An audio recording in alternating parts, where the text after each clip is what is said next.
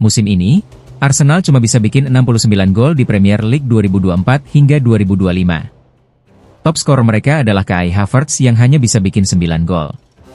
Untuk pertama kalinya dalam kurun satu abad, Arsenal nggak punya pemain yang cetak minimal 10 gol.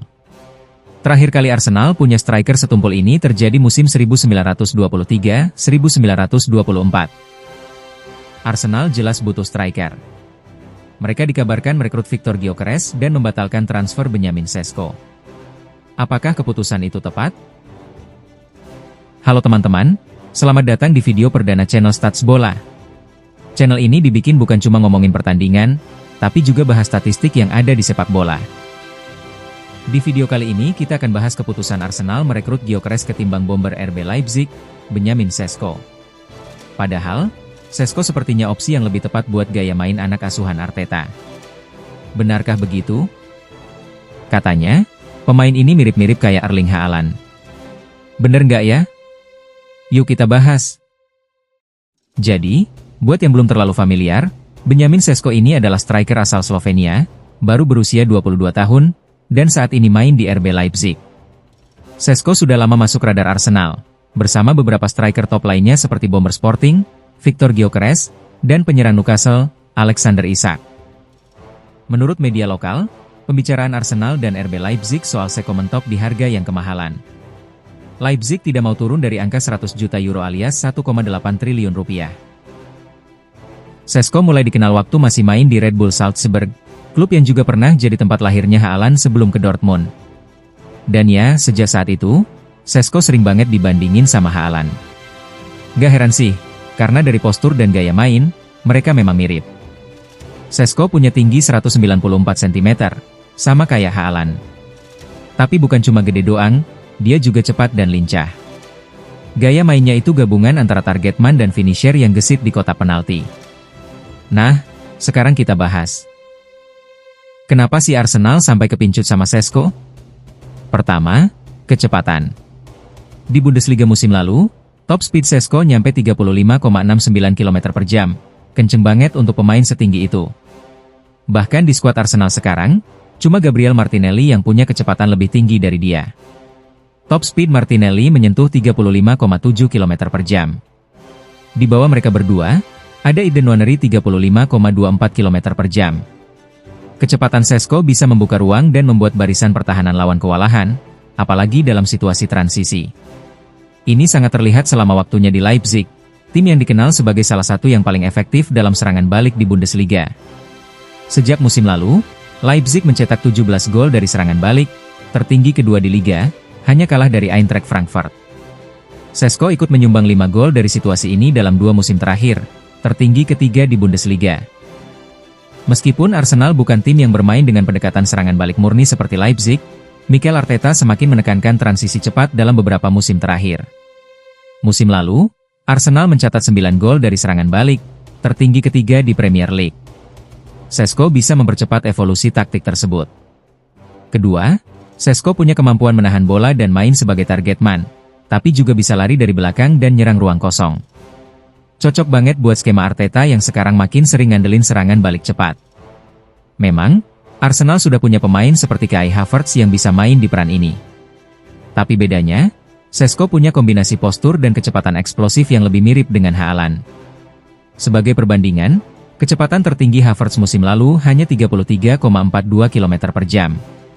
Ketiga, meskipun Arsenal udah punya Havertz di posisi false nine, tapi jujur aja, Havertz bukan striker murni. Dan kalau lihat performa Gabriel Jesus yang sering cedera, nambah opsi di lini depan jelas penting. Uniknya, Sesko juga jago bawa bola ke depan. Meskipun tinggi besar, Sesko justru punya rata-rata dribbling sukses yang paling tinggi di antara striker Bundesliga, sekitar 1,46 dribble sukses per 90 menit. Ini bukan statistik yang biasa buat striker jangkung setinggi 194 cm. Kemampuan ini membuatnya bisa melewati lawan di ruang sempit sebelum melesat ke depan. Arsenal tentu bisa memanfaatkan atribut ini untuk menambah variasi dalam serangan. Intinya, Sesko itu gabungan antara kekuatan fisik dan teknik. Bisa dribble, bisa duel udara, bisa lari cepat, lengkap. Satu lagi yang bikin Arsenal naksir, kemampuan finishing Sesko. Dia sering banget cetak gol dari jarak jauh, dan bukan sembarang tendangan. Salah satu gol terbaiknya musim lalu adalah saat lawan Werder Bremen. Dia nendang dari 25 meter, dan bolanya melesat dengan kecepatan 126 km per jam. Dia juga bikin gol pembuka ke gawang Bayern Munchen pada bulan Mei, yang dicetak dari jarak 40 meter dengan luar kaki. Šeško juga nggak ragu ambil risiko. Dia sering banget nyoba tembakan dari sudut sempit atau jarak jauh. Memang kadang agak nekat, tapi Arsenal justru butuh pemain yang berani ambil keputusan. Selama ini, mereka terlalu sering nyari cantik dan malah buang peluang. Di posisi striker murni, Arsenal saat ini tidak punya pemain dengan kemampuan seperti itu. Bukayo Saka dan Declan Rice memang bisa menendang dengan bersih, tapi Šeško punya kekuatan dan insting untuk menembak dari sudut dan jarak yang tidak biasa. Selain itu, Šeško juga kuat di duel udara. Gak heran, karena ternyata dia dulu sempat jadi pemain basket. Lompatannya tinggi dan tajam, bikin dia jadi ancaman nyata di kotak penalti. Dalam 2 musim terakhir di Bundesliga, dia udah bikin 8 gol sundulan, tertinggi keempat di liga setelah Harry Kane, Serhou Guirassy, dan tim Kleindienst. Cocok buat Arsenal yang dalam 3 musim terakhir jadi tim Premier League tersubur dari bola mati. Mereka mampu bikin 54 gol non-penalti. Arteta tentu akan terbantu dengan tambahan ancaman udara dari Šeško. Dan yang bikin makin menarik, dia masih 22 tahun. Artinya, Arsenal bisa bentuk dia sesuai kebutuhan tim. Arteta bisa poles dia jadi striker masa depan The Gunners. Beberapa aspek permainannya masih bisa dikembangkan. Meskipun belum seproduktif Haaland, Šeško tetap punya potensi luar biasa. Tapi tentu aja, ada risiko juga. Dengan harga sekitar 100 juta euro, ini bukan investasi kecil. Šeško belum terbukti konsisten cetak gol setiap pekan. Kadang dia nyetak gol beruntun, kadang bisa puasa gol beberapa laga. Sebagai catatan, Haaland sempat cetak 86 gol dalam 89 laga untuk Dortmund. Šeško mencetak 39 gol dari 87 pertandingan untuk Leipzig.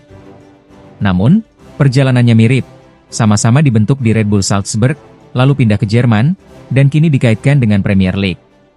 Ia juga sudah mencatat lebih dari 250 penampilan untuk klub dan negara, serta rutin mencetak 2 digit gol per musim, tanpa pernah mengalami cedera serius.